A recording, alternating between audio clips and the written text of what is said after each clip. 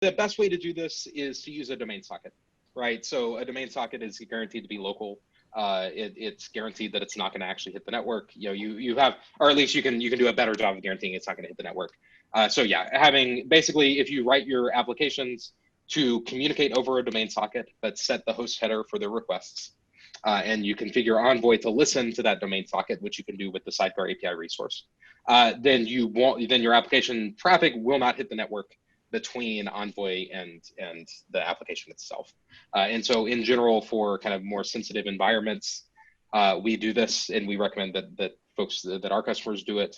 The other big use case that this addresses is Istio requires that your application speak clear text, right? If your application is originating HTTPS today, the mesh doesn't provide very much value.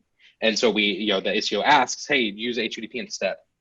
That's obviously a big problem if you require, for example, because of regulatory compliance, if you're required to have encryption in transit, what happens if this workload gets deployed without a sidecar, right? And so this is a very common security model question that we have to address for security teams.